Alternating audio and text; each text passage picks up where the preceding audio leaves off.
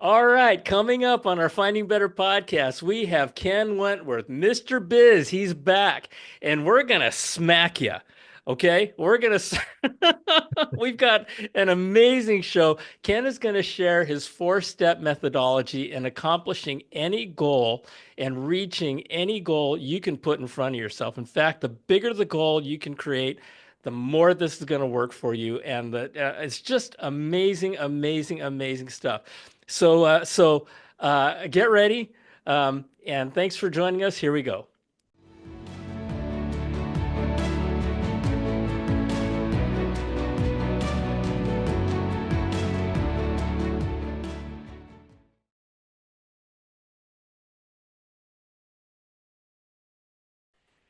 Hello, hello, hello, and welcome back to our Finding Better podcast. My name is John Suzuki, and I am your host.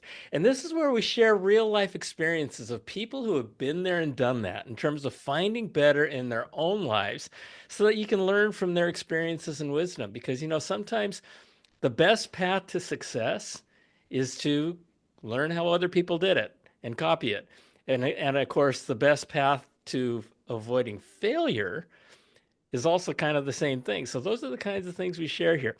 I am really, I was going to say thrilled, delighted, all that, those little catch. I am just really happy to have Ken Wentworth back with us. Mr. Ken Wentworth is also known as Mr. Biz. And he has been in business for a long time, super, super successful guy. And he's has nice You got the hair. gray hair. I was pointing to the gray hair. You said a Yeah, long there you go. time. There you go. Okay. Okay, good. And he's also an author of three best-selling books. And his most recent book is called Don't Fake the Funk. And in that book, he shares a four-step methodology. And this methodology is about achieving goals, massive goals. And in today's world, which seems to be getting harder and harder and harder all the time, you know, Ken has a lot to share with us, and I'm thrilled that he's here because I learn from him whenever I talk with him. And so he also has his own show called Mr. Biz Radio, and this thing is really really successful in the top 2% globally. And he's here. He's here, Mr. Biz. Ken, thank you for joining us. Yeah, John, I appreciate you asking me back. I'm humbled to be back. Had a great time the last time I was on the show.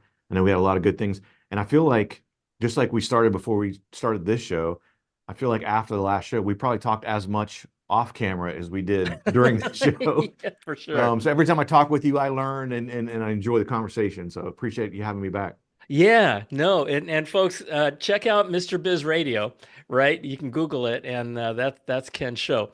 Listen, Mhm. Ken, I wanted to, we're living in a world. I mean, even since the last time you and I had some time together, Mhm. the world is changing, and it's changing really, really fast. And I tell folks I was in technology for 38 years. And the thing that's causing the change that we're experiencing has a lot to do with technology and Mhm. things that are happening. And of course, AI is driving seemingly everything these days. So I was hoping that we could talk about your four-step methodology, but talk about it also in terms of where you see where you see the world right now. And I mean, you're working with all kinds of companies, and I'm sure you're seeing the impact of AI and how things are changing things. Let's talk about how you came up with what your four-step methodology is and how you came up with it.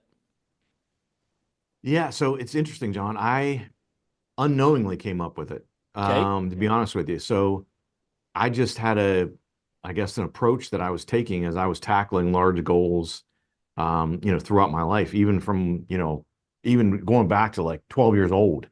Hmm. And then as I got, older and older and progressed through life, and um, it happened probably, I want to say, gosh, it's probably been 5, 6 years ago now. I was mentoring someone and they were frustrated about they had this goal and I'm like, I just spent 3 years, I've had the same dang goal and I lose steam, I fall short, et cetera, et cetera. Like I'm just so frustrated with myself. I know I can do it.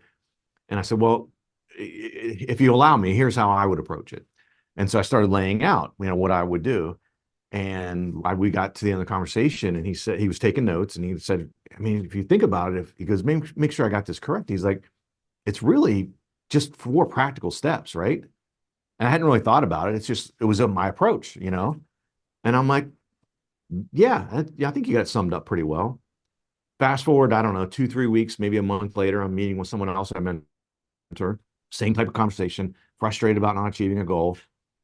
And I hadn't even thought about the original conversation, right? It's just, okay, here's my thought process and how I would tackle this big goal that you haven't been able to achieve. And the exact same thing happens. We get to the end of the conversation, and he said, well, it looks like it's really about 4 steps. And all of a sudden, Yeah, I hear, what's going the on here? lead. I'm hearing an Yeah, and I'm echo. like, And I said, yeah, and I kind of smiled, and he's like, are you laughing? Are you being sarcastic? Did I get something wrong? I go, no. I said, I literally had a very similar conversation, 2, 3 weeks ago, and they summarized it in like 4 steps too. And I started thinking about it. So I left, and I got out to my car, and I got my notebook out, and I wrote down the 4 steps. Because cool. again, it was just in my brain. I hadn't really Yeah. thought Yeah. about, I didn't have a formal thing laid out or whatever. So, um, and then as luck would have it, very shortly thereafter, I got asked to come and speak at an event. And it was going to be it was for like a holiday, end of year, like holiday party kind of thing. And this guy said, I've seen you speak before. I'd love to have you come and speak to our organization, et cetera, et cetera. And he said, I looked at your speaker page, let's talk about this. And it was like he said, one of these business topics. And I said, I'm happy to do that if you want. I said, however, let me throw another option out. I assume everyone's going to be having a few adult frescas at this event. He said, yeah. I said, okay. They don't want to hear me talking about business. People are there to have fun, right? They're talking about the successes of the year. I said, so I've never spoken about this before, but I explained to him, I said, this 4 step thing, and it's about achieving big goals. And he said, oh my gosh, that would be perfect because the event was in December. Everyone's ramping up for their goals for January. Exactly. He Exactly. said, that's perfect timing. So I go out, I give the talk, and people are coming up to me afterwards and saying, please tell me you have a book about this. Like I started to take notes, and I didn't really have, this is a party, so I didn't really bring things to take notes. And so please tell me you have a book about this I can buy. And I'm like, no. And they're like, you didn't put this into a book. Like you have to write a book about this. Like you got to Clue. outline this in a book. And I'm like, Clue. I'm Clue. like, okay, maybe I should do that. And so that's what, created, the thought process behind, let me write this book. And again, it's about attacking like really big goals. And I outline a whole bunch of these goals that, personally I did. So these are real life examples of not only things that I've done but also things that I've helped people, mentor, coach through that they've achieved massive goals. And then I even outline some mostly, I think, unknown stories about very successful people, celebrities, Elon Musk's of the world that have done similar types of things. And like an example, I think a lot of people don't know. Everyone knows Elon Musk, wealthiest guy in the world, et cetera, Well, et now they cetera. do for sure. Yeah. Yeah, well, but did you know, John, Yeah. that he had been kicked out of 2 companies that he had founded. He had co-founded 2 different companies, and at one point or another, the board came to him and said, you're terrible. You need to get out of here. Now, who would think the Elon Musk that we know now today, who would think that would someone kicked him out of the company that he co-founded? Like that doesn't make sense at all. And by the way, to add insult to injury, one of the companies, they kicked him out while he was on his honeymoon. He got the I phone call didn't while he's know on honeymoon. Like that. kind of heartless, by the way. There's a side note to the story. Wow. Um, but yeah, it's just really, and you can use this framework for really any type of goal. So it's not just a business goal. I used to be a competitive powerlifter. So I used it to, I applied it, I was bench pressing 275 pounds and I wanted to bench press 500 pounds. That's a chasm, right? It took A me little seven bit. years to get there. It took me 7 years to go from 275 to 500, but I got there, and it was using this framework. I've helped people with weight loss. I've helped people with, hey, I want to run my first 10K.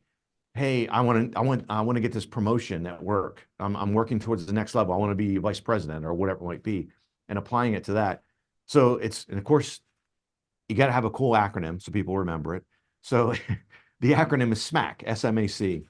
My wife likes to use it in a different way, but nonetheless. Uh, And my wife knows that one, by the way. yeah, yeah. It has one more Uh, letter in it. I think it ends with a yes, K. yeah, yeah. This is a short version. It's a short version of Yeah. spelling. But so like the first one is start with yes. The S is start with yes. And it sounds kind of obvious, but it really starts with, and again, I'll just use that example of when I wanted to go from bench pressing 275 to 500, it was like, I can do it.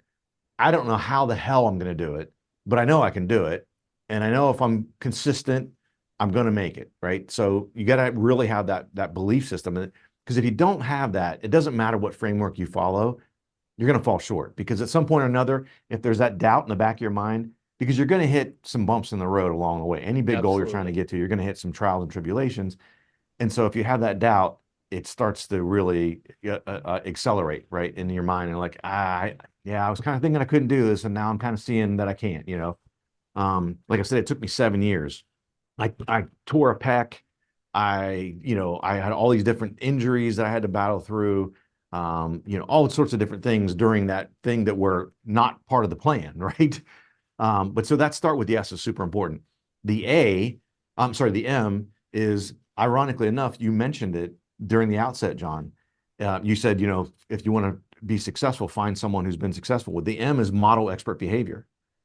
And so find someone who's been there, done that on what you're trying to do, because more than likely there's someone who's done it or they've done almost what you've done. So at one point during my career, I got to the point where I was successful enough that I started to think about breaking some world records and like, what is that going to require of me?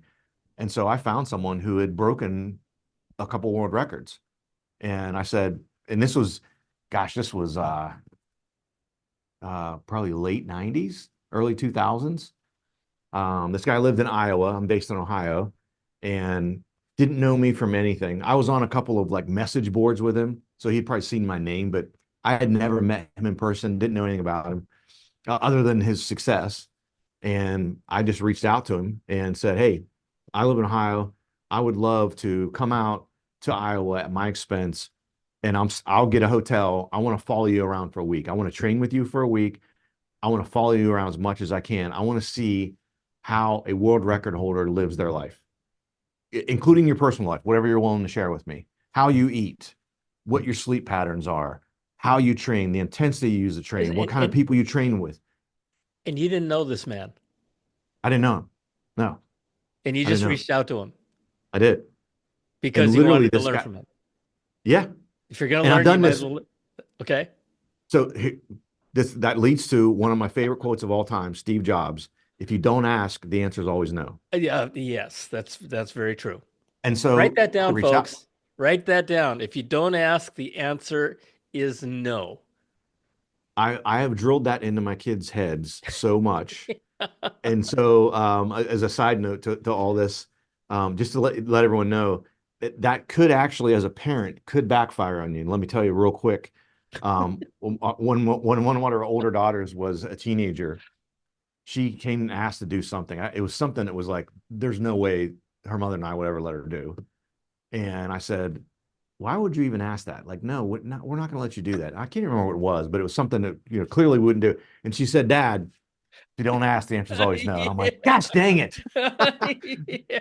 So it was good because I knew she had been listening to me. Yeah, that's awesome. She'd also kind of used it against me. So, Yeah. um, but it's so I've done that so many times. When I started my radio show, the first show I did was absolutely terrible. I mean, absolutely awful. And I literally told my wife, I said, if I don't get better at this, you have to make me quit because I don't want anyone to happen upon the show and hear like nails on a chalkboard, me trying to host the show like so awfully that I was. And so in that instance, I reached out to four. I'm like, who knows how to do this really well? A nationally syndicated talk show host, perhaps? So I reached out to four nationally syndicated talk show hosts, different type of talk shows, right? One was political, one was a sports related show, one was a religion based show, like all different types of things. But I'm like, if they're having nationally syndicated shows, they must be pretty good at what they're doing, right? And so again, if you don't ask, the answer is always no. So I reach out to them I ended up on the phone with two of them, believe it or not. Didn't know me from Adam. Complete cold reach out, cold call, whatever.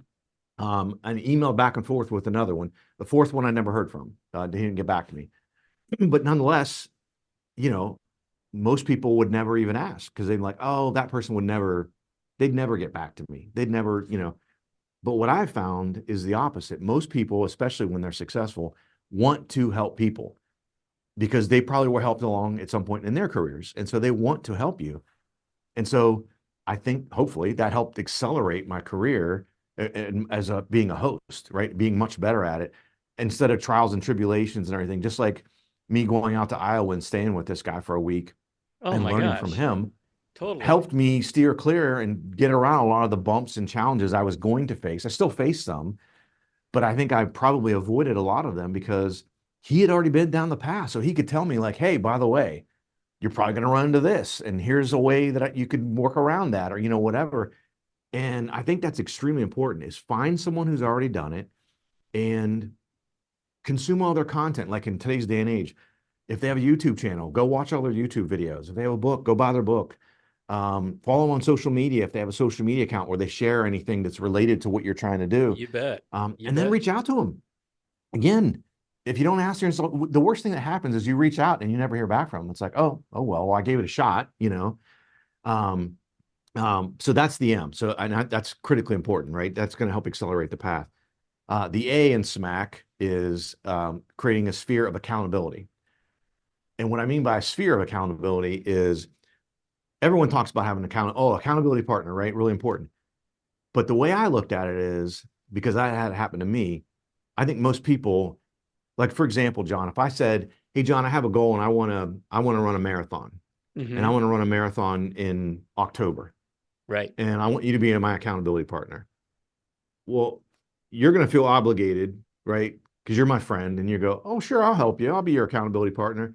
But guess what I've done? I've given you homework because now you feel obligated like, okay, well, I got to check in with Ken. I got to make sure I'm, you know, doing my part because I agreed I would do it. I don't want to give people homework.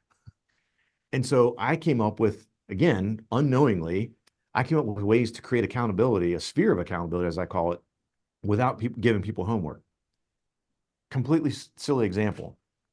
I would get 3x5 index cards, like in my powerlifting career, a 3x5 index card, and I would print out the weight in kilograms that I wanted to lift at my next competition. Hmm. I would print out a half a dozen of them. I would tape one to the dashboard in my truck. I would tape one to the bottom of my monitor in my office at work.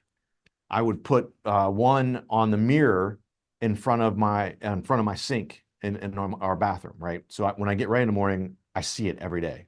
I'm always thinking about it. I'm brushing my teeth and I see it and I'm like, oh yeah, it keeps it top of mind for me. I would put it in places like that.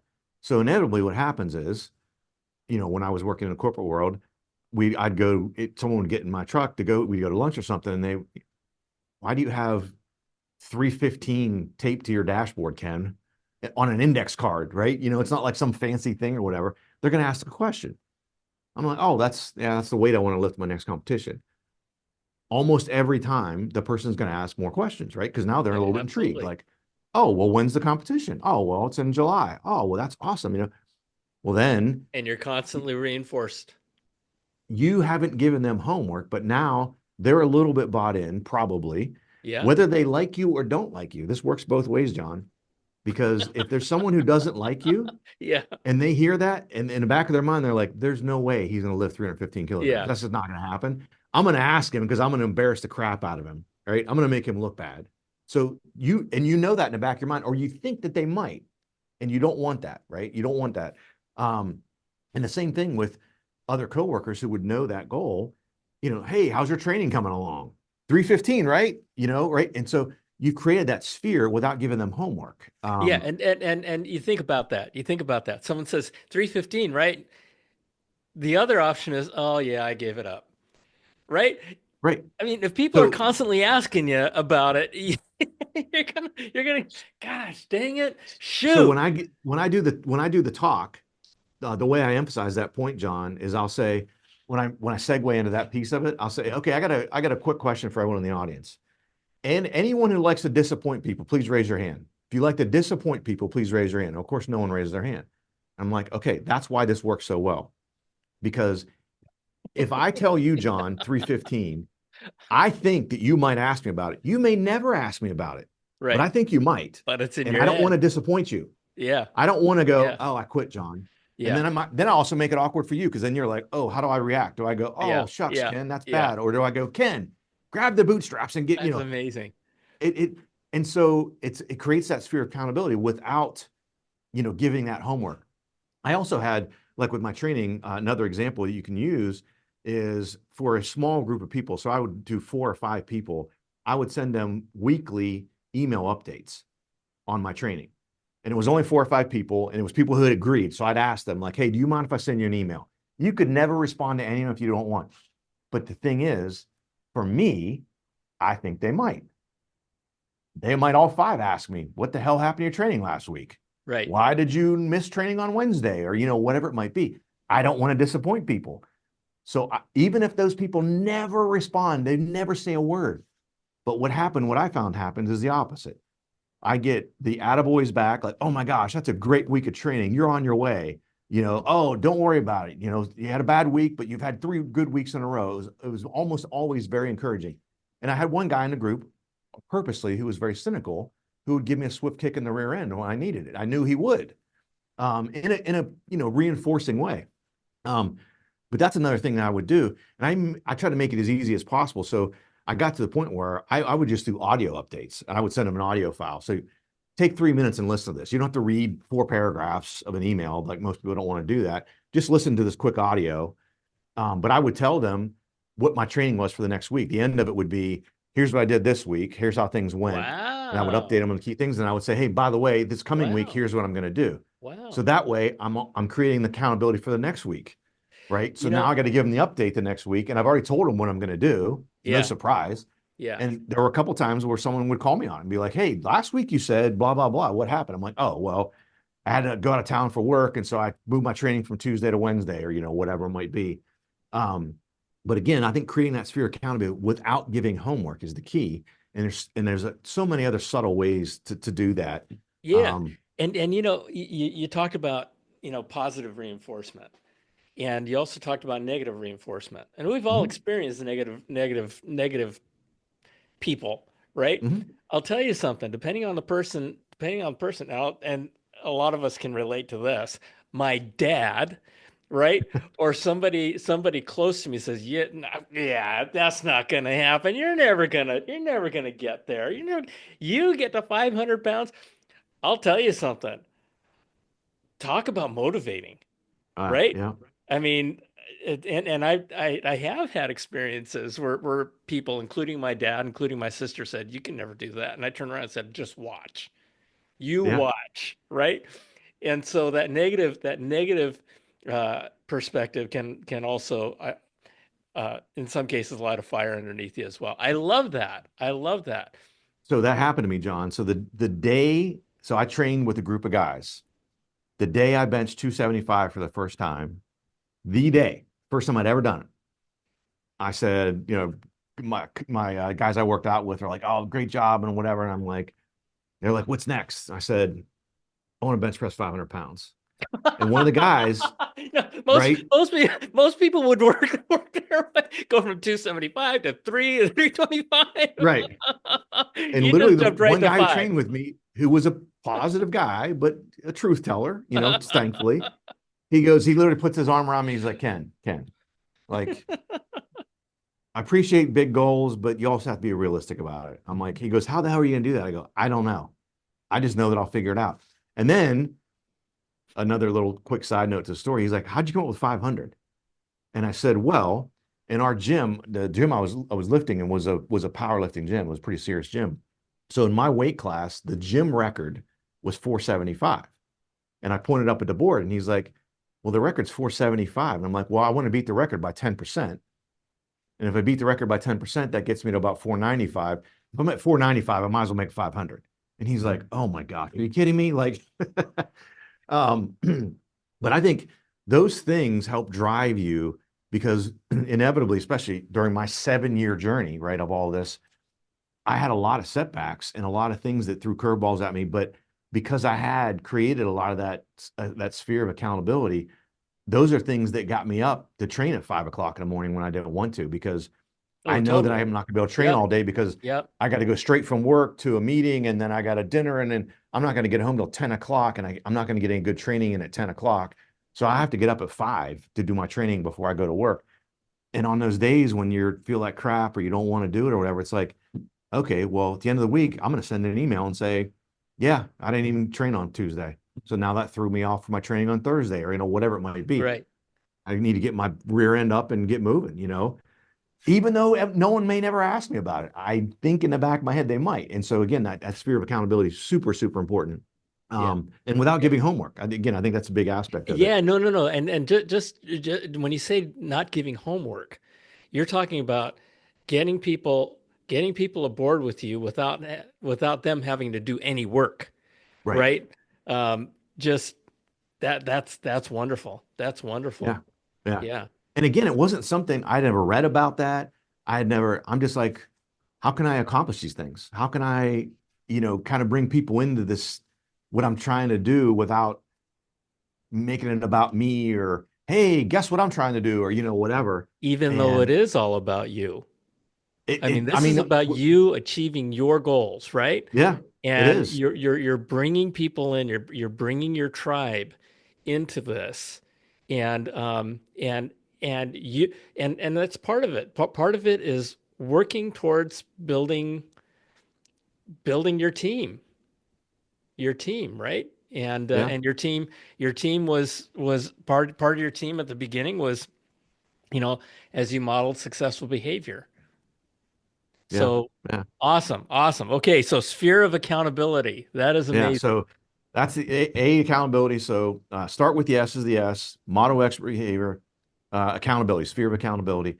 And then the C, the last one in SMAC, is consistent perseverance. And this sounds very obvious, but people talk about perseverance. I added a C to it because the consistent part, because it, especially with a big goal. And again, I'm not talking about like I want to lose 5 pounds. You could apply it to that, but it wouldn't be as powerful, right? Right. I'm talking about someone who says I need to lose 100 pounds. Like, this is going to be more meaningful for that. And to lose 100 pounds, think about that journey and the inevitable, bumps in the road that you're going to encounter. You can't just persevere. You have to consistently persevere. Absolutely. Because in my mind, showing perseverance could be, oh, well, this one time I wanted to have chocolate cake and I didn't. I persevered. Well, no, I got to not eat chocolate cake the next day too, and then the next day, and the next day. And I have to get up and get on the treadmill, or whatever whatever those steps in your process are. So the consistent perseverance. And the great example that I use to illustrate that and to really paint the picture is two things. So, especially when I do this, I speak and I do it live, and I say, everyone has this in them. Like, if you really think about it, everyone has consistent perseverance, and whether you realize it or not, you have exhibited this in your life. You might say, I'm an Eeyore, I'm a slug, I'm a couch potato. I've never done anything like that. I don't give a crap about goals. I guarantee you have. And the one example that 99.9% of people in the world is, think about this. When you were a baby, you didn't know this at the time, right? When you were a baby and you're learning to walk, Hmm. and you got up the first time, were you successful? No, you fell down. And then you fell down and you fell down and you fell down and you fell down. After 10 times falling down, did you go, screw this? This I'm just walking gonna thing's a bunch sit. of crap. I'm just going to Yeah, crawl yeah, around the yeah, rest of my life. yeah. No, you said, gosh dang it, I'm going to freaking figure out how to walk. And so you showed consistent perseverance. Consistently, you didn't just persevere once. Consistently, you had to continue to persevere until you learned how to walk and you could stand up. And when I do the talk live, I kind of try to make a little, throw some humor. And I'm like, do you remember? I'm like, I remember my kids. Like, the first time you get up, and I'm like, they look like a drunken sailor. They're like, and they fall down. But that consistent perseverance. And the other example I use is, everyone's probably heard like the burn the ships or burn the boats guy, Cortez. And Hmm. that story, the real short version of it is, he was sent to go conquer the Aztecs. And so he gets 6 ships of guys, bring the ships in the bay. They get off the ships and they go off the beach, and there's this big mound. They get over the mound and they look and they see this whole colony, this whole civilization of Aztecs. And all the guys are like, holy crap. And allegedly, I don't know if it was dramatized or not, but allegedly they were outnumbered about 500 to 1. And so his guys are looking at Cortez and they go, what are we going to do? Like, how do we do this? We're And going he, home. he infamously says, burn the ships, burn the boats. And they're like, what? So wait a minute, but you don't understand. Like, if we don't have any boats and we start to lose, we can't retreat. He's like, that's exactly it. So don't lose. You can't lose. Like you're either going to go and you're going to fight and win, or you're going to fight and you're going to die. Like we only have one option. If you want to live, there's only one option. You have to win. And of course, as the story goes, it would be a crappy story if it didn't. They were victorious, right? Right. But that sort of or that sort of, consistent perseverance and that sort of all in mentality. Yeah. And like I said, even outside of the, sort of silly example though of learning how to walk as a baby is, if you think about it, even if you're not a real goal oriented person, there have probably been some things in your life, maybe even some like minor things, but you might have been a freshman trying to make the basketball team. And you're like, man, I don't have a snowball's chance in hell of making a team, but man, I'm going to practice my butt off. I'm going to make it. And then you make the Yep. team. Now, maybe you don't play a lot. Maybe you don't play after that or whatever. But that particular thing, you probably were kind of all in. You kind of put your chips in and said, I'm going to skip playing video games and I'm going to go to the court because I got to practice my free throws because I want to make the team or whatever it might be. You know, most people have it, but most people only have one or two of those examples, other than learning to walk as a baby. But almost everyone has at least one or two where if you really think back, you're like, yeah, man, I remember that one time that, and again, maybe it started with something like you mentioned earlier, John, where someone said, you can't run a 5K. You weigh 250 pounds. There's no way. Right. You Right. break your ankles. You'll hurt your knee or whatever. Um, but so that's the SMAC methodology. And again, you take those 4 steps and you apply them to any goal. Like I said, I want to run a marathon. Well, let me go out and find some books on marathon runners. Let me Yeah, go I'll tell you. follow some marathon running guys and find out how they trained and how they first started training. Right. Anything. Generally, whatever it is you want to do, somebody else has already done it, except for landing on Saturn and stuff like that. But I love the analogies that you use, the examples that you used about learning how to walk and Cortez. I do, because a couple of things. Um, if we save the folks who were born without the ability to walk, Right, right. every one of us learned to walk. So we've all been there. We've all Yeah, done that, right? And the other part of the two examples that you gave is that in both examples, um, you said yes. In both examples, um, you you modeled success. You knew what success was, even as a baby, seeing people, knowing naturally that, yeah, I got to figure out how to walk, right? I look at my number 3 grandson right now, and mhm, he's 8 months old, and he's constantly watching his big brothers. He's yeah, constantly watching them, and then you have the sphere of accountability, right? The whole family is encouraging him. The yeah, whole family is helping him, right?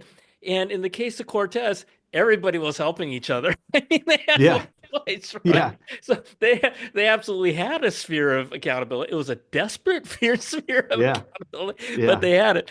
And of course, the consistent perseverance, which is really amazing.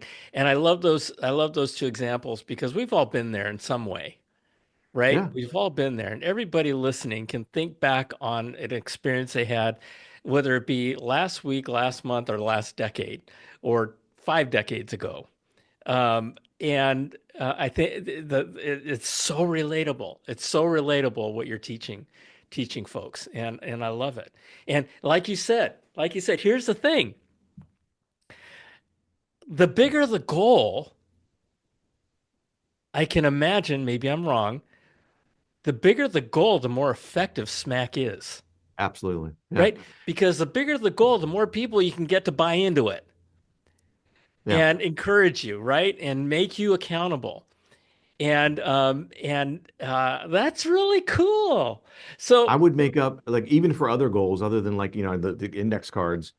If I had a goal one time, a sales goal, and I wanted to have 50,000 in sales by May 5th, Cinco de Mayo. So what I put on the index cards was 50 by Cinco. So something a little bit unique. So someone, if I saw a card and someone taped to someone's dash that said 50 by Cinco, you can bet your sweet butt I'm going to ask them, what the hell does that mean?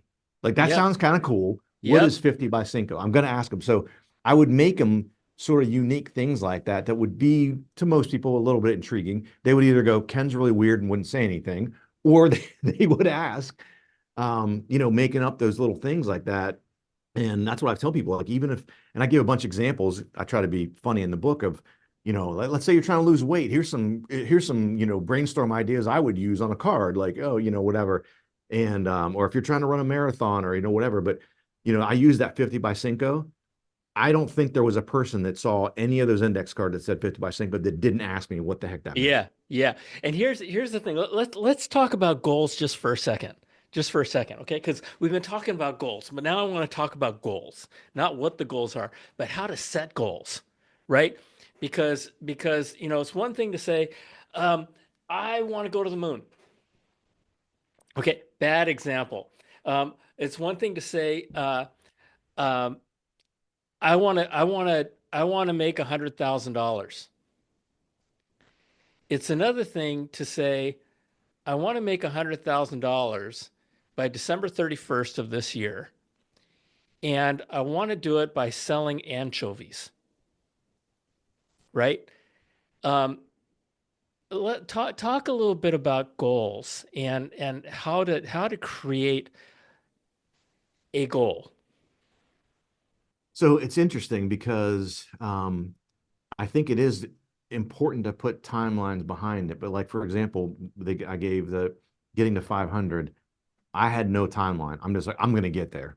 I'll figure it out along the way. I didn't know Okay, how long. okay, On the flip side, the 50 by Cinco, right, right, I think it is right, important to have a timeline behind it because otherwise you have a completely open-ended goal. It's very difficult for, I don't know, the vast majority of people, let's just say, to stay focused because there's no end deliverable. There's no I have to be done by right, this day. It's right. like it can go on and on and on. And most people don't have the discipline to stick with something that takes that long or whatever. But what I would say to that is, you know, um, when I was trying to get to 500, I set interim milestones, right? Of course, like, and I had some goals around those. Now I had to move some of those because, again, some of the inevitable things that are not really out of my control, but like an injury happens and I have to cut back on my Right. training for 3 or 4 months. And so that delays things. And so I would recalibrate the goals, right? So with that particular goal, I didn't have an end date in mind. I didn't know. I just like, I'm just going to keep trugging along. As long as I'm making progress towards it, consistent progress, I'll be happy. 50 by Cinco was very specific. I had a timeline. And I think for most people and for most goals, I think it is important, as you said, to have buy, right? Right. I want to do this, buy this. The why or the how, I think for me at least, I think is less important because I Okay. think especially when you set a big goal, you might not know how you're going to do it.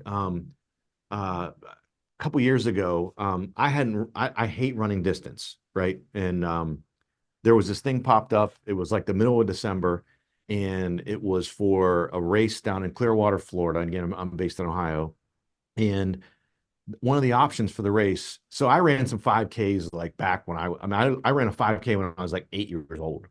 That was another example that I used a form of this SMAC when I was 8 when I wanted to run a 5K. No one in my family ran. My parents didn't run or whatever. I was just like, oh, this is kind of cool. I want to run 5K. Sounds awesome.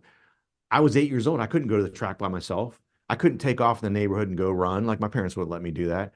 We lived in an apartment building, John. It had 4 apartments, all one big building. You know what I did? I figured out how many laps around the apartment was a mile. And I ran around the apartment. I mean, I'm sure the people that lived in the other apartments are like, what is this stupid kid doing Yeah. making my dog Yeah. bark all the time, or Yeah. whatever. But Um, but so this thing for a race comes up, and it was a half marathon relay. And so this was at like 10 o'clock in the middle of December. I send my oldest daughter a text, and I said, "Hey, do you want to run a half marathon relay with me in Florida at the end of January?" And she was like, is this you, Dad? Or someone grab your phone? Like, because she knows I don't like to run. Yeah, yeah, But it was going to be a challenge for me. Like I was essentially going from a couch to running, 7 miles, 6.5, 7 miles it was 7 weeks. And I didn't know how I was going to do it, but I had a goal. I had an end date. The race was going to happen. I had to be ready, but I didn't know how I was going to do it. I had no idea. yeah, Like, yeah. so model Totally expert fair. behavior, go out and find it. And then the other challenge was for me, I'm in Ohio. So, how much I can't just run it all on a treadmill because I'm going to get on in the, down in Florida, I'm going to lose myself because it's way different running on a treadmill versus running outside. But it's icy and snowy and it's 10 degrees outside in Ohio. Too bad. Like, figure it out. You know what I mean? Like, um, but I think so. The how for me, you mentioned anchovies. Like to me, and if you're in the anchovy business, you know that, of course, right? You know it's going to be anchovies. But for me, it's like if you set a goal, I don't like to, at least initially, to put the how in there because you might not know how. And if you keep an open mind, you might come up with hey, by the way, it's not just going to be anchovies. It's going to be the containers that you put the anchovies in because that's a complementary product. So I might sell anchovies to you and go, hey, by the way, when you store these, this is a great thing to store them in because it keeps them preserved and whatever. And Right. here's a eating utensil that's easier to eat anchovies with. I don't know, whatever. Make something up that. So the how might change along the way, and having that open Totally. mind. Like my 50 by Totally. Cinco was like, I don't know what I'm going to sell. I mean, I have several different things that I can sell, but it's not going to be like, oh, I need 10,000 of this and 20,000 of that, and it's like I just need 50. I'll figure it out along the way, and whatever's working, I'm going to double down on that strategy. You know what I mean? Like, but I do think it is important in certain cases to be very specific, and I think it depends on how long term the goal is. Probably determines some of that piece of it. Hey, that is that totally makes all the sense in the world to me. And the bigger the goal, a lot of times the less you know how, right? Right, And hence model successful behavior. right. Go and learn. And and these days, I mean, when you were trying to lift 500 pounds, and you were modeling, so you didn't have Google and Chat GPT No, and all these no. things that we have today, right? And Yeah, YouTube videos and all these kinds. right. So the resources that we have available to ourselves are enormous. Are enormous. I talk about you talked about in modeling successful behaviors. That's kind of like in your case, you went and looked for mentors, right? Hmm. Yeah, Well, your show and my podcast is all about mentors. It's all about mentorship. yeah, It's all about sharing our experience, like we're sharing right now, right? And so it's really wonderful. And the the model that you have, the SMAC model, it really it really does enable you to move forward without knowing how, without having all the answers, because this is the process where you are going to get help, right? right. You are going to Yep, get the understanding. You are going to build your support tribe around you, and that's absolutely brilliant. That's absolutely brilliant because it's so much easier to achieve your goals when you have folks encouraging you and you have folks around you supporting you and helping to keep you accountable. Um, and that same tribe is going to help you persevere over the times that you don't want to wake up in the morning, absolutely. Yeah, right?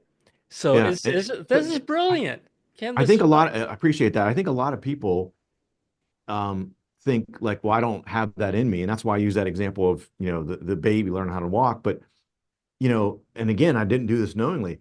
I was 12 years old. It's going to date me, but you can tell them my gray hair anyway.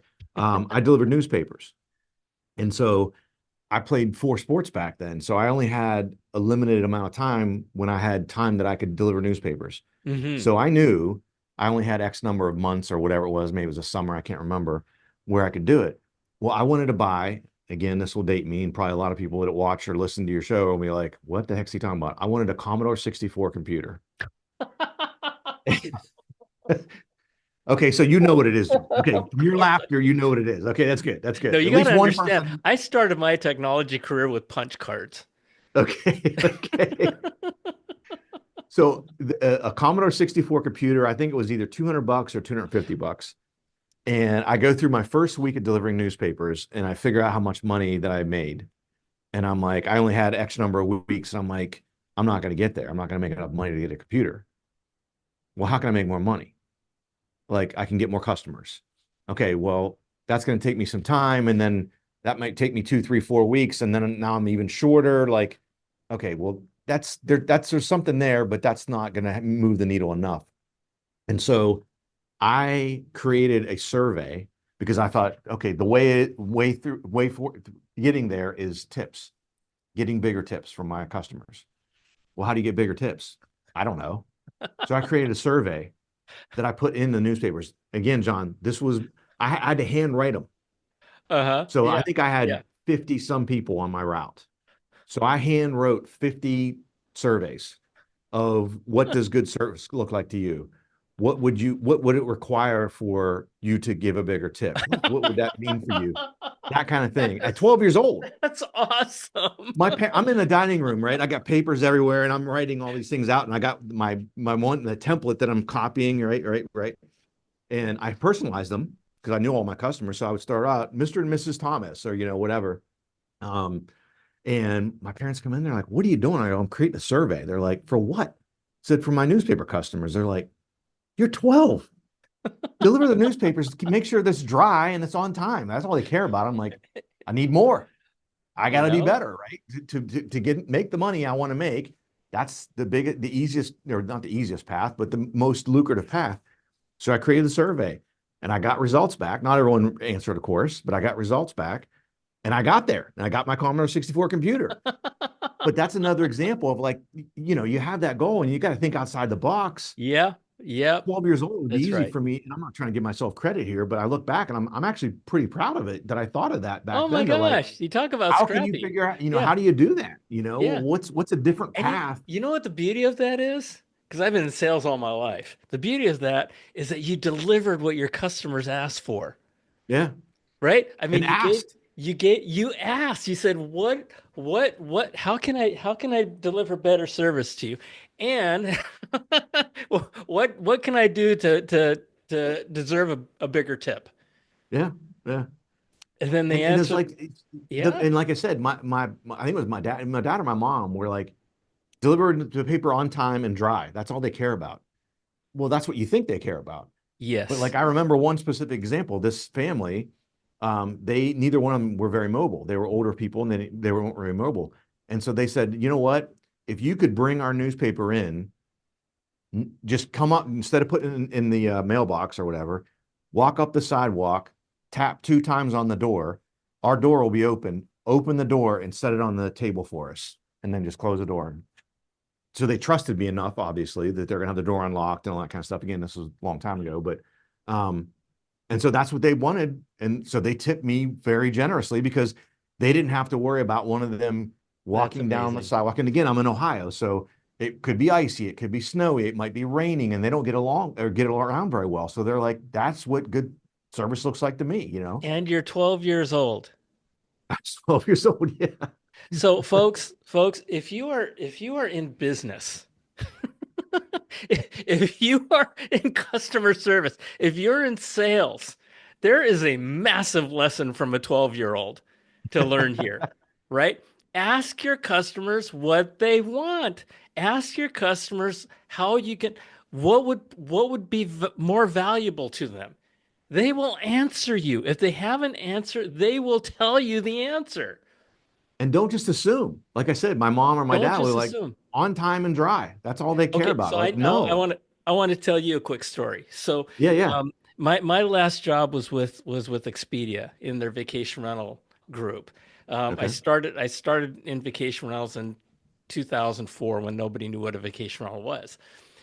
There was a time when this unknown side industry of lodging was moving into the mainstream of travel, online travel. We all look at it today and go, yeah, of course we can. No, I started in the days of fax machines, right? Right. Nobody knew what a vacation rental was. So, anyway, what happened was that as we moved from these mom and pop shops into the mainstream of multi-billion-dollar travel online, there was massive, massive upheaval, anger, because all of a sudden the rules of doing business are very different online than they are when people pick up the phone and call you. Sure. And we were making the biggest changes in the industry because we are the biggest company in the industry. It was a company called HomeAway at the time, became Verbo. And I'll tell you something, that change almost killed us because um, our company knew better. We knew what had to happen. We knew how to be successful. We knew what these people had to do, and we forced it down their throats. And so I went to the executive team and I said, listen, I want to change my job from VP of sales to chief evangelist. Okay. I don't want to commission anymore. My job is going to be to get out there, two things, get out there and have big ears. Ask the questions. What are we doing wrong? How can we be doing things better? And take that information to the senior leadership of the company and say, this is what we need to do, and shepherd it through the company so that shit got done. Hmm. And I'll tell you something, that was the hardest part of my career. I, I mean, I took all the arrows, I took all the spears. I Yeah, took I bet. everything, I right? bet. Yeah. But I came back with the information and it was just doing two things: asking the question and listening to the answers. And and not only did we survive, we thrived because at the time there were two segments. There was a rent by owner part of it and vacation rentals, and then there was a property management part of it. And that one shift that we made in getting out there and listening and talking and doing what your 12-year-old person did, right? It saved the business. It saved the business. So, folks, learn from that 12-year-old. You're looking at them right now. Well, Okay. I mean, think outside the box. It's really too often I find, and I catch myself doing it too, is you sometimes gravitate into the, again, my dad, oh, just deliver the paper on time and dry. That's all people care about. Right. Like, Right. no, that's not, that's the box that we have. Like, think of what if this, what if that, think, and again, ask those questions to learn what it is. Maybe I've done the survey and they said dry it on time. Okay, then it still holds true. But those things change and evolve so much, especially your example, John, in that industry at that time, you guys were being completely disruptive, right? And so you're going to Totally. upset the apple cart. Right. You have to be outside the box. You can't just be in that box or it won't be successful. And by overturning the apple cart and being disruptive, it also might not be successful because people aren't ready for it, Right. and how you approach it. Right. And the more I could make an argument, which I do, that the more disruptive you are, the more important communication is. Oh, yeah, I And agree you know, 100%. and Yeah. and and like you said, don't assume. Don't assume you have all the answers. Just like my company assumed that we had all the answers. Don't, right? When you're dealing with people, deal with people. Hmm. Yeah. And somehow things will always work out. But listen, Ken, this has been so much fun. This has been amazing, and your SMAC methodology. And folks, let me just share it with you again, okay? Um, the S in SMAC is say yes, say yes, make a commitment, give yourself permission, and then the I'm looking at the wrong thing. Sorry, the M is model successful behavior, Hmm. right? Go find people, look on YouTube videos, figure out and understand how people have done it before you, right? And if you can get mentors, go out and ask, because like Steve Jobs says, if you don't ask, the answer is no. Yeah. Um, build your sphere of accountability. Build your tribe that's going to help you, and do it in a way that you're not making them work for it, right? Mhm. And finally, consistent perseverance, and that's SMAC, SMAC. As you say that, John, I come up with, if you really think about it, the S is just, like you said, committing. The C is just committing to keep going. And in the middle is learning There you from go. experts and, and, There you and, go. and having that accountability. I mean, really, not you said that. It's a new epiphany for me, John. You just helped me get a new epiphany. Cool. Seriously, I hadn't really Yeah. thought about that, but really it's committing and being willing to be committed and committing, constantly, right? Consistent, committing to that. And in the middle, it's like learning from the experts and that accountability. Um, but again, you can apply it to any goal. It's not Anything. just business. It's Anything. not just sports. It's not, I mean, it's anything.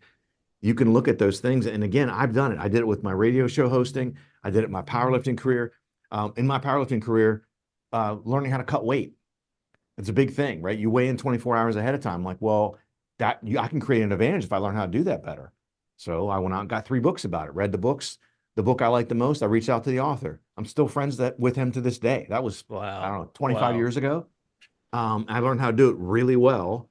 And that created a big advantage for me, legal advantage. Everyone's able to do it, but it's very difficult to do. And most people don't take the time to learn it and or have the discipline to actually take the actions necessary to be able to cut that weight and put it back on and all that kind of stuff.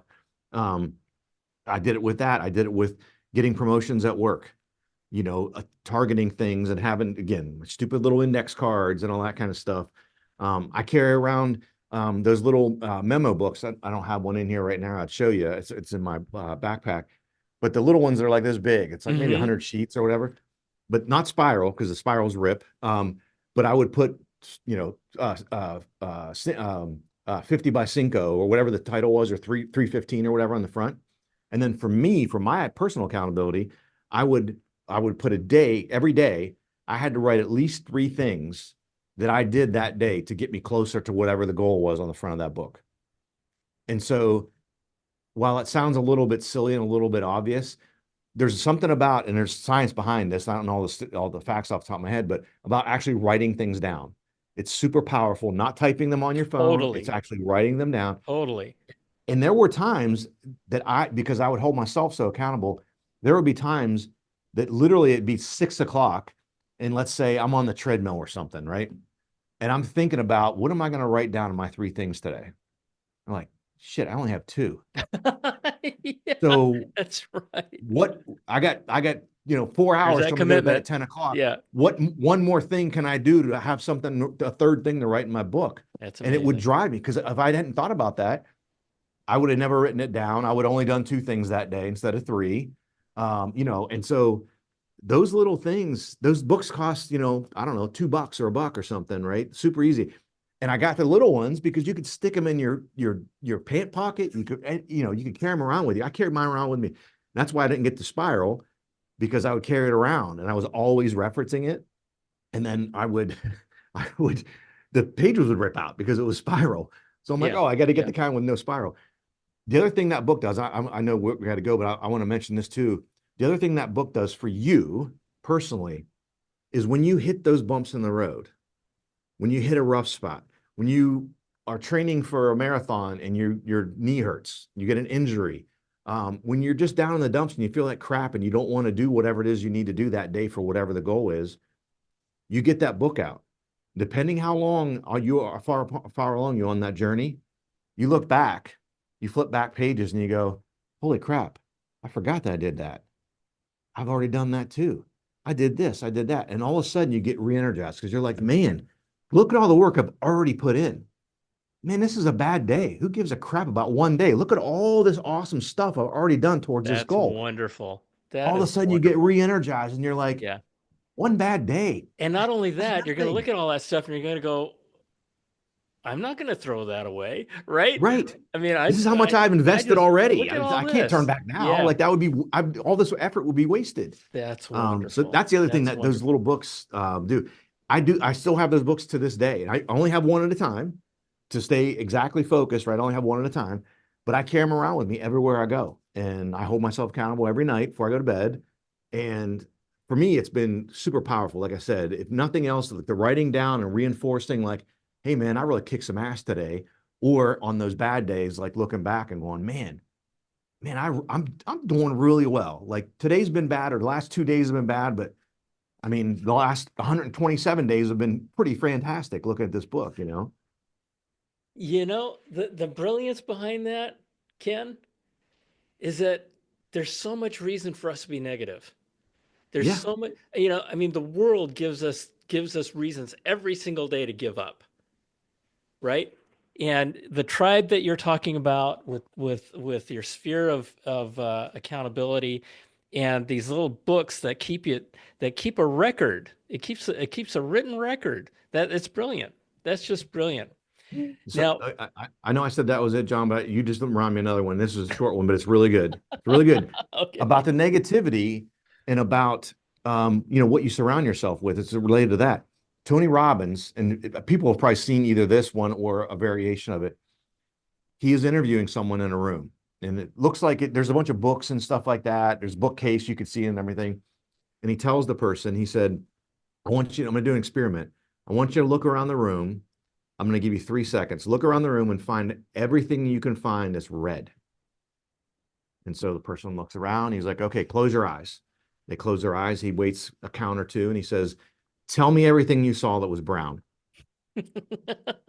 Yeah. And the guy he interviewed goes, he literally starts smiling. He doesn't open his eyes. He starts smiling and he's shaking his head like, oh man, you got me. And he's like, you told me red. He goes, no, no. I want you to tell me what you saw it was brown. And the guy's like, ah, man. And he names like two or three things.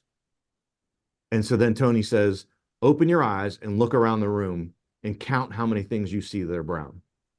And the guy looks around the room and it was like 32 or something like that.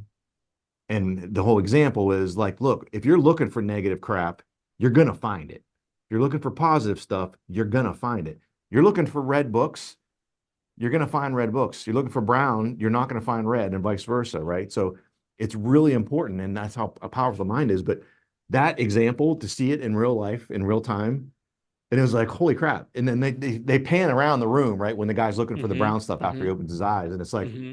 there's brown stuff everywhere, but he wasn't looking Yep. for it. He's looking for red. He's looking for negative. He's in that mindset of, not negative in this case, but I'm saying that's what you could be in, as opposed to, I'm looking for all the things that are going well, and I'm going to kind of brush aside the negative crap because I'm not really looking for that. You know, It's um, totally true. It's totally true.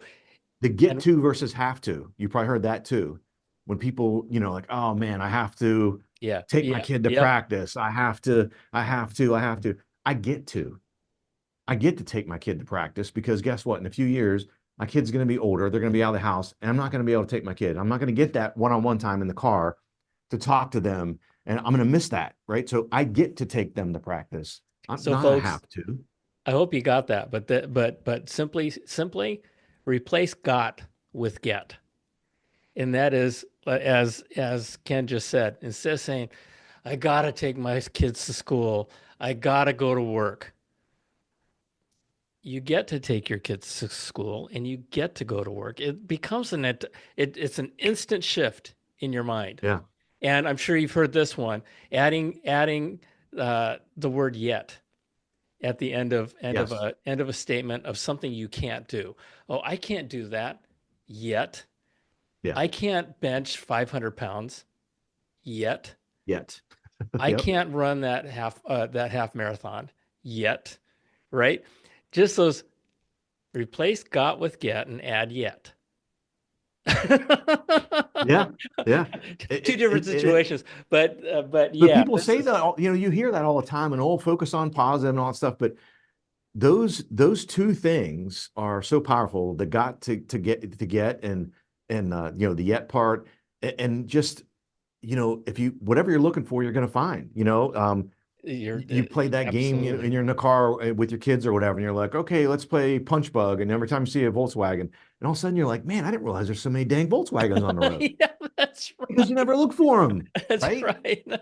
You do it and you go, oh, purple Jeeps, and you're like, how's everyone buying purple Jeeps nowadays? And like they've always been doing it, you just have never looked for them. Yeah. And so that's the Yeah. the whole powerfulness of you really find what you're looking for.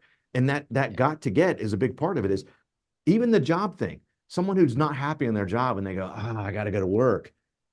And then you flip that and you go, I get to go to work. And you're like, no, I don't like my job. I don't like, well, wait a minute. My uncle or my cousin or whatever lost their job and now they may be filing bankruptcy or, That's right. whatever, something terrible That's is right. happening because they lost their job. They don't get to go to a job. I get to go to a job. Right. So Right. there's always a way to think about those things in a way different mindset. Yep. Yep. So, folks, the name of Ken's book, Mr. Biz's book, is Don't Fake the Funk. And in this book, he goes over his four-step methodology, the SMAC methodology. We talked about a lot of things. Ken, this is the longest episode I've ever done. But it has been That's because I so don't shut up, John. It's because I no, don't it's shut it's up. no, it's because you just got so much to share. I loved having you back. And so you guys, um, you know, even if you don't buy the book, and I tell you this all the time, even if you don't buy the book, Ken just shared tons and tons and tons of things that you can apply to your life right now, right? And give yourself big goals. Give yourself massive goals. Just go for it. If you're gonna give yourself a goal, you might as well give yourself a big one, right?